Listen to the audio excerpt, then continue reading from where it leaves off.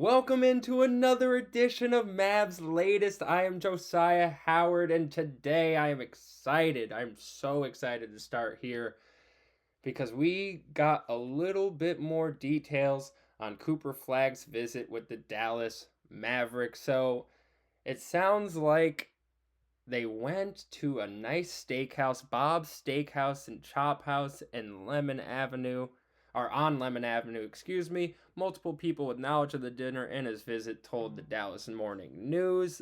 Joining Flagg and Nico Harrison, the GM of the Dallas Mavericks, at the dinner was Jason Kidd, the head coach, CEO Rick Welts, assistant GM Michael Finley, and other members of the Mavericks basketball staff.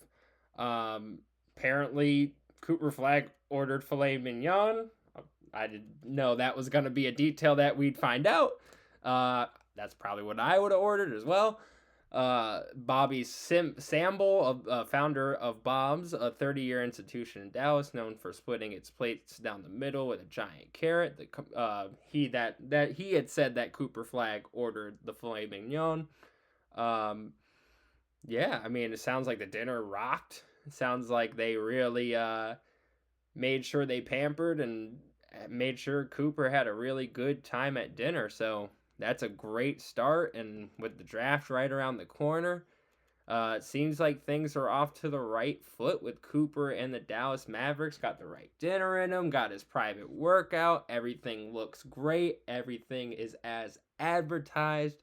So, man, this is great. I think, when you hear Cooper Flagg's going to have a private meeting with the Mavericks, you take it as, all right, it's the first time you're meeting with your new team. It's not going to be necessarily, okay, we're going to interview this person and that person and do our due diligence. I don't know the details of all that. Seems like they're really locked in on Cooper. I'd be surprised if they've met with anyone else. I'm surprised if anyone would even take their time to meet with the Dallas Mavericks unless it's for like the later rounds. Like if they start meeting with some of these later round talents, kind of hinting at if they're going to actually trade up, into the first round, back into the first round. So yeah, it's going to be awesome. It's going to be pretty cool to see. Draft night for the Mavericks fans, us Mavericks fans, going to be great to see. And again, it's really just the countdown to when Cooper Flagg gets drafted here. And, we're going to keep the theme of Cooper Flagg going here because Dallas Mavericks legend, really, Ronaldo Blackman, he was on, the DLLS Mavericks podcast, and he kind of dove into the role that Cooper Flagg is going to play on the Mavericks, and it seems like he's kind of echoed a lot of what I've said on this show so far, but I do want to go over one thing he mentioned because I think it all obviously will go back to Luka. It's always all going to go back to Luka, and when you get the first overall pick, the season you trade a player of Luka Doncic's caliber, you then sit and say, all right, well, we need somebody to replace that, and you're the number one overall pick. So unfortunately, you have that pressure, you have that challenge now. I think Cooper's going to be up for it. But back to Ronaldo Blackman and what he had to say. Blackman had to say, don't expect another magician, referring to Luka and that playing style. Don't expect that. That's not what Cooper Flagg is. That's all. There's always a change in the entity, but that dude can play, referring to Cooper Flagg. He mentions how he can affect the game in other facets, like the defensive end. It's not necessarily the offensive savant that Luka Doncic is, and no one really is in the league outside of a few people. Luka Doncic at his best is 35 a game, 10 and 10, walking triple double. That's hard to replace. That's not what Cooper is, but I think he could be more of that like Jason Tatum type of player. Maybe average close to 30 a game, hovering 10 rebounds a game, 5-6 assists a game, being really efficient. I think that's more of what Cooper Flagg brings to the table, but that's still a magnificent player. And I think the difference here is, defense wins championships. But in all seriousness, Cooper Flagg is a pretty strong defender. And once he starts, hitting those weights, honestly, just growing up, becoming a grown man, getting that grown man body, working on his game, working on his craft, I just see the sky's the limit with Cooper Flag. I'm gonna keep saying it over and over again, and that pretty much echo Blackman's message of he's not Luka Doncic. Don't expect him to be Luka Doncic, but in terms of can he make up for Luka Doncic's loss, I think in the long run, absolutely, he absolutely can. In terms of production, yeah, it might not be 35, 10, and 10, but it could at its peak be 30, 11, and 6, and it doesn't look the same, but it's productive, and especially if you're playing defense at a high level, it's more productive. If you look at a guy like a Giannis who puts up that type of productivity, and even in that comparison, I think Cooper Flag's going to develop to be a high 30 percentile 3-point shooter in the NBA. So yeah, I like I said, Cooper Flag's gonna be great. And I agree with everything that Blackman has to say here. Like, he's not Luka, he doesn't need to be Luka, but that's okay. Like, everything is in a great spot. Like, everything's great. To kind of wrap up the Cooper Flag talk for the day, I just wanted to mention Paige Beckers of the Dallas Wings, former UConn Husky national champion. She gave a little advice to Cooper Flag as he's approaching draft day here. She was on the local affiliate WFAA. She was asked how she would advise the Duke phenom. And she said, don't try to appease people or try to live up to the expectations that other people set. Just be who you are. He's a winner and he's a competitor, and he just wants to contribute and to winning, and that's all he cares about. Stay true to who he is, and he's gotten to be him and be the number one pick, being him. So, I echo a lot of that. I don't let the media and people that talk about you, like people like me, people like everybody in any major network or whatever like that, shape your game and shape what you do. You know what you do best. Be that efficient monster, that amazing help defender, great rim protector.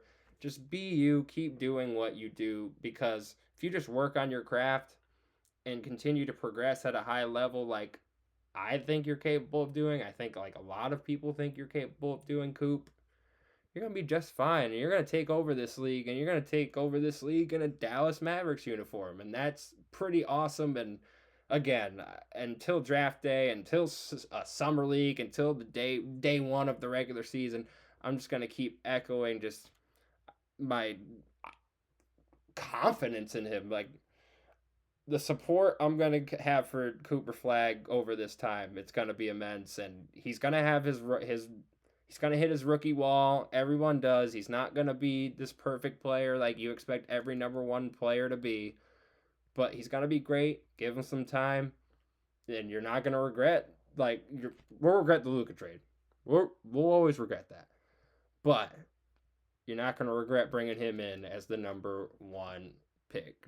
Now, I want to get to some Mavs chatter today, because I have a couple notes here, a couple trade ideas. You know how we do on Mavs chatter. Just having some fun, some nice trade rumor ideas just to get the ideas flowing. Okay, first one.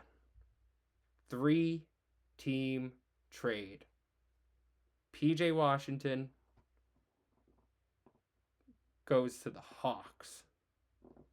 The Mavericks get Colin Sexton and Caleb Martin, Jaden Hardy, and a first-round pick via Atlanta goes to the Jazz. I kind of like this for Dallas. I think you need to prepare just in case Kyrie doesn't opt in. I think he is, and even if he doesn't, I think the Mavericks will work out a deal with him. I think he will be with the Mavericks long-term. I think there's there's a thing about when you're with a team that kind of helped you get back to a certain level, not just on the basketball court, but in life too. Like Kyrie was in a weird spot when he got to Dallas, and where he is now, I just I would love to see Kyrie retire a Maverick, honestly. Just after the journey he's had to get to Dallas and then while he's been in Dallas, I would love to see him stay in Dallas. But you got to prepare for if he's not there. And Colin Sexton is a pretty solid guard option. I would personally love him off the bench. I would love him in a situation where Kyrie re-signs and he's also on the team. And I think he's somebody that could start for half a season and be productive and help the Mavericks compete and just be a piece. I think he can bring that to a team. He could be a playmaker. He could score in pockets of games. So that's really all you need from a point guard in Dallas right now, because all your star power is really in your front court. So you need your back court to be that support for you. So I do like a possibility of Colin Sexton coming in. But another possible guard option for the Mavericks here, Eric Pincus of Bleacher Report, he suggested that Chris Paul come to Dallas on a veteran's minimum. I mean, bringing in Cooper Flag, I love bringing in Chris Paul, excuse me. You know, you saw San Antonio do it last year with Wemby, bringing Chris Paul, and just have that veteran leadership that in your locker room and you spend the year learning from. Chris Paul can teach you a lot, and he's a dog, man. If you want to learn how to compete, Chris Paul is somebody you want on your roster. And you can't expect him to really contribute at a high level on the court at this point in time. He might give you 10 good games at this point. Maybe 15, maybe 3 to 5 good playoff games if you make the playoffs.